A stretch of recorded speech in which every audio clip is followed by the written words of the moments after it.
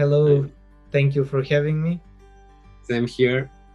I'm Eiji. I'm from Fukuoka Prefecture, Japan. I live in Fukuoka and I grew up with this town, Fukuoka. So, what is your name? And tell me your hometown. About your hometown, please. I'm Zlatko Divyakovsky. I'm from Macedonia. I came in Japan 3 years ago as a student in Kanazawa University in the Faculty of Humanities. I graduated a master course in Cultural Heritage Studies. And now I live in and work in Toyama Prefecture. I'm from Macedonia. Maybe I mentioned that. Not many people knows where is it, so yeah, I often find that in Japan. So I always say Eastern Europe, next to Italy. Everyone knows where Italy is, so Macedonia is Italy, Albania, Macedonia, Greece, and Turkey in the middle. Oh, I see. I've been to Italy, so is the temperature similar to Italy in your country? Macedonia? Yes. Well, Italy is also big. It depends on which part of Italy. The climate is also different, but yeah, it's very similar. The Mediterranean culture and mentality is quite similar, I think. Oh, I see. Oh, thank you for sharing the information. It was the first time to know the information. So tell me about yourself a little bit more. I came in Japan, as I mentioned, 3 years ago. My research in Japan was about Christian art history in Japan. I wrote my dissertation about Yamashita Rin. She was the first female Japanese icon painter from Meiji era. And it's very interesting part of the history of the Japanese Orthodox Church, and because it's in this period Japan is becoming more open to the other countries, so many different cultures are coming to Japan. In that period also the Western style painting comes to Japan for the first time, and it's a period filled with many unique people. So yeah, I really enjoyed doing my research here in Japan. And I graduated from the university in March, and now I started working in Toyama in an export company, JSM, called JSM. So I'm hoping to build more connections between Japan, Russia, and Macedonia. Oh, I see. Yeah. Mm-hmm. So, would you mind tell me about your hometown a little bit more? Macedonia is a really small country, but it's very famous for its hospitality. One of the main attraction of the hospitality is the food, right? So I think that Macedonian dishes are quite delicious, and all the guests that I had and all of my friends that come to Macedonia agree with me. We have very good cheese and pies and meat and wine. Macedonian wine is quite delicious because we have a lot of sunny days in Macedonia. If maybe, I'm not sure whether you've seen the Macedonian flag. Maybe we can show it later in the video. Yes, we'll show it here. Yeah. It reminds me a lot of the formal Japanese imperial flag. It's the sun with 8 rays, right? So, and that's because even though in Macedonia we have 4 seasons, we have even colder winters than Japan, but we almost always have sun. So that's really sometimes I miss it in the rainy days here in Toyama and Kanazawa. But other than that, yeah, it's okay. Other than that, yeah, the architecture in Macedonia, you can see a lot of landscapes like high mountains and beautiful lakes and 14th century churches and monasteries and mosques. So it's really interesting place to visit, I think. I see. Do you eat rice or bread? Like Japanese eat a lot of rice, white rice. Maybe like in the morning breakfast or at night, rice with meat, rice with fish. How about your country, like culture? We eat a lot of bread. Bread. Oh, and sometimes we even eat bread with bread. Bread with bread. Yeah, we even have that kind of dish. Bread is inside of a bread. Wow. What is called the name of the food? It's called simit pogacha. Simit pogacha. Simit pogacha. Both simit, I think, is a Turkish word, so it's left. Probably in Turkey they also have simit. In Turkish means bread, but we made a combination of, I think it's bread with cheese inside different bread. So it's baked and it's sounds very interesting. So could you send it to me the photo later? Let's show it to the viewers. Okay. Yeah. So next question, what do you feel about some strange or weird practices or customs in Japan? Yeah, we hear that a lot as a foreigners, that question, right? But the interesting thing with me is because before coming to Japan, yeah, I really like Japanese culture. Like I like Japanese. I thought like, of course, the culture, the mentality, and I thought we think very similarly, I thought. But when I came to Japan, I realized that we are not that similar. So what I find strange is, that Japanese people are very official, even into their interpersonal relationship, like even among friends. Very often, Japanese culture is very contextual. So people have friends in a context. For example, starting from schools, like people join some clubs, so they have friends from the club, they have friends like colleagues, they have friends for nomikai, they have always friends for something, but not friends for everything. Usually in Macedonia, we have like, our mentality is a little bit different. Like if you are a friend with someone, like he's your friend for everywhere. I see. So yeah, I think this kind of separation, it's more, and especially also very often as a foreigners, we very often we are like, if some Japanese person wants to be a friend with us, it's not because he wants to be friend with us, but because he wants to practice English. For example. But it's okay. I think it's not that's not a bad point, although some people might find it irritating, right? But I think that's just how Japanese mentality works, right? That's the beginning, of course, of relationship, of a friendship.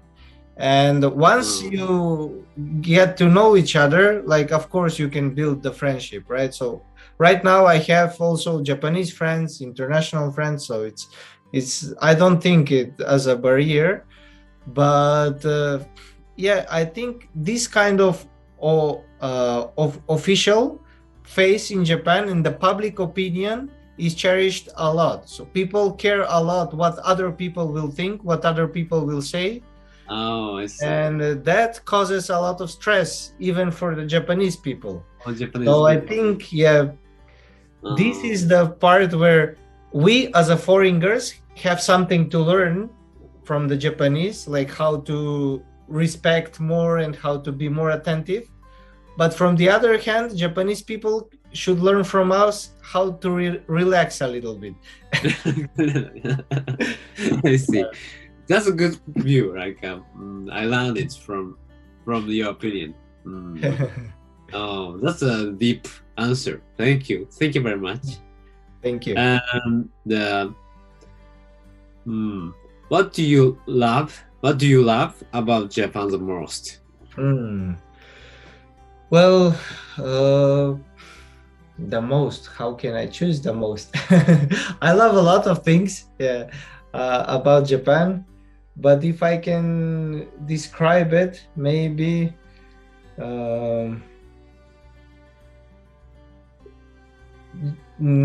Japanese simplicity and attentiveness, being aware, Japanese awareness, aware of the environment, like of the neighbors, of the people we don't know, or even from being aware of the nature around us, right? So, and the appreciation of the same. Of course, it's very famous, and that's another interesting joke we sometimes say. When we come to Japan, Japanese people, we often get the question, do you have 4 seasons in your country? Like in other countries, that's part of the nature. Like no one thinks about it, whether we have 4 seasons, like it's nothing special. But Japanese people appreciate it a lot because you have holidays for every season, like how to appreciate every season, like the sakura in spring, the cherry blossoms, you have fireworks in summer, you go to watch the red leaves, autumn leaves in autumn, right? And of course a lot of snow in winter. You have snow areas. And so I think that's really good characteristic. People know how to appreciate the things they get in their life. So I think that's a very noble characteristic. So I would conclude that I like that in Japan. Okay. Wow, it's a very nice opinion and perspective. Thank you very much. So next question is, we are going to talk about the pandemic a little bit, the COVID. How are you coping with our current situation with the pandemic? Yeah, well, I am lucky to live far from the big cities, from where the pandemic probably is much worse. In Toyama and Kanazawa, we've been quite safe. I can say relatively safe. And of course, since the beginning of the pandemic, people wear masks, like they disinfect. We disinfect wherever we go. Like we don't gather in big groups, right? But other than that, everything goes in normal way. I think all the shops work, everything is open. So yeah, I think it's quite normal here. But we cannot ignore the fact that many, like the situation in Macedonia was much more severe than Japan. I think we had much more infected people per day. Like if we see Macedonia is only 2.5 million people, and we had maybe 10 times more infected people by percentage than Japan had all of the time. So and during that period, of course, we are all affected, and we think about other people's misfortunes, right? Our friends and our families. So I think it was definitely a time when we started thinking differently about our priorities we had and about our lives and how we should live our lives from now on. So yeah, I guess that's what changed. Okay, thank you very much for sharing it. So what were your activities before and after the pandemic? Before the pandemic, from my daily life and obligations, I didn't have huge turn because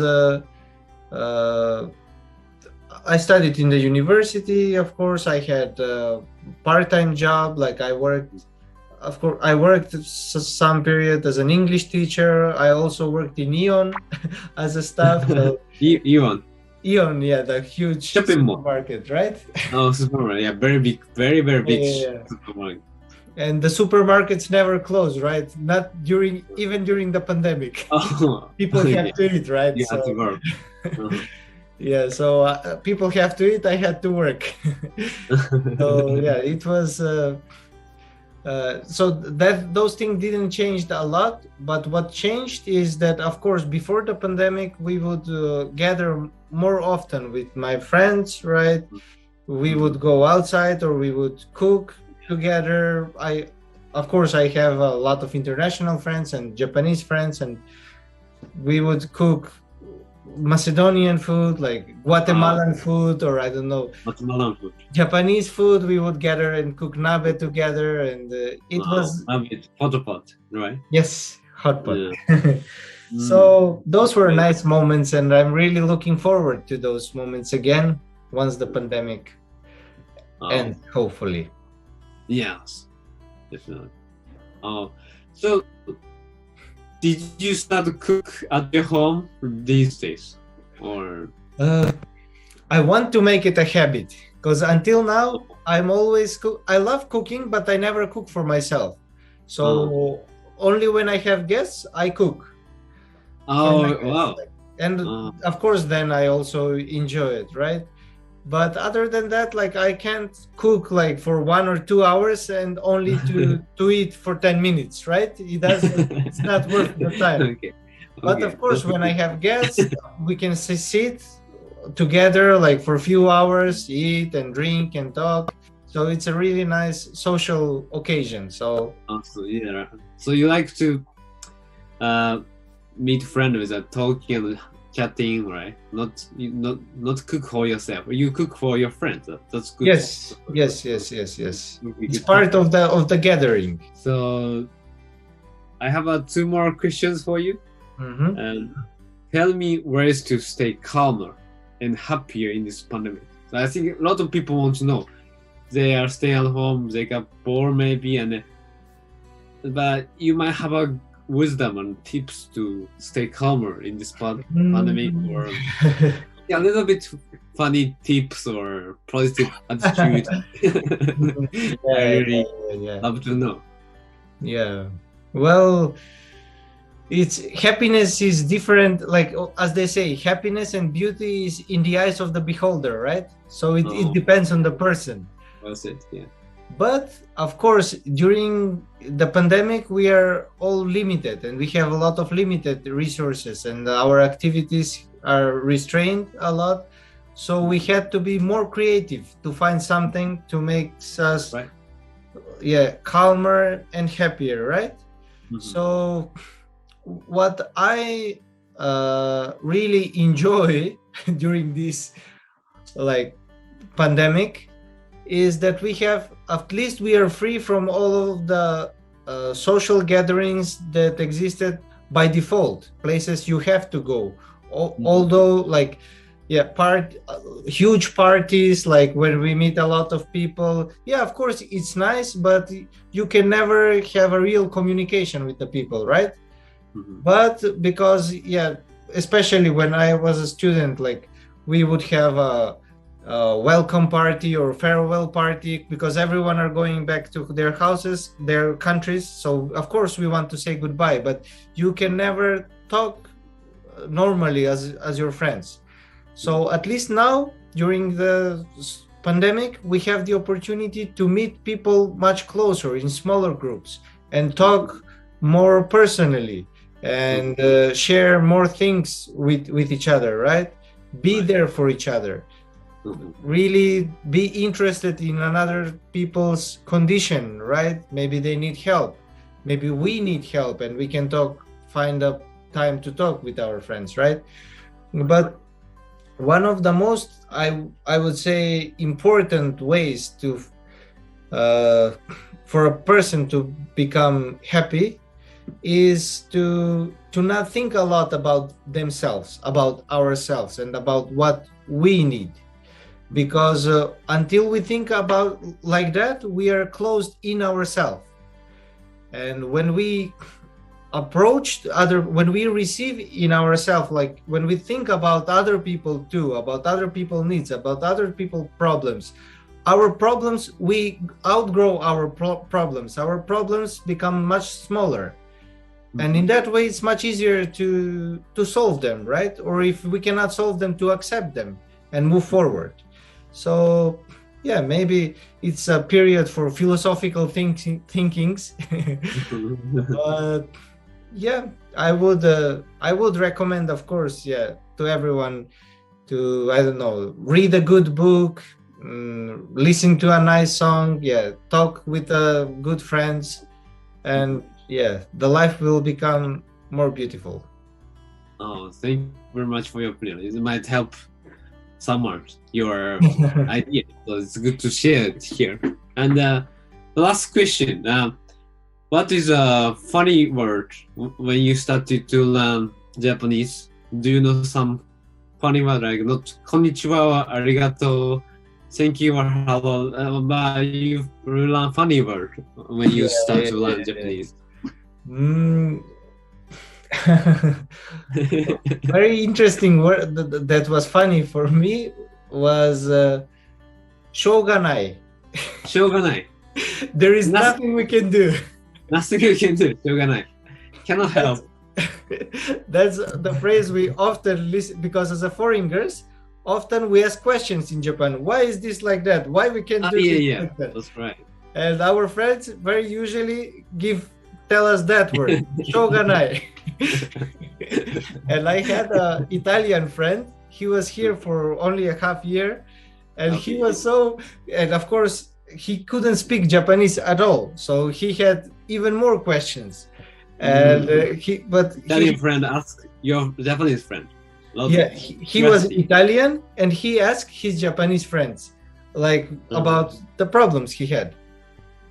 I think, but he had really interesting Italian accent, and he would say, every time when I ask someone, they said shoganai. So right. Yeah, it was interesting word, and sometimes it reflects the Japanese mentality as well, when we just accept the things as they are and we don't try to be more flexible and change it. So maybe sometimes that's a very good characteristic. Sometimes it can be a little bit irritating, but it's fun. Okay, my friend, thank you very much for sharing your ideas. Thank you very much for inviting me. Yeah, good luck on your project. You're starting a very nice project, and you're looking for ways to overcome the pandemic, right? And to improve the people's everyday life. So I really admire that for you, and I wish you best of luck. Stay safe, stay calm, and all the best. Bye-bye.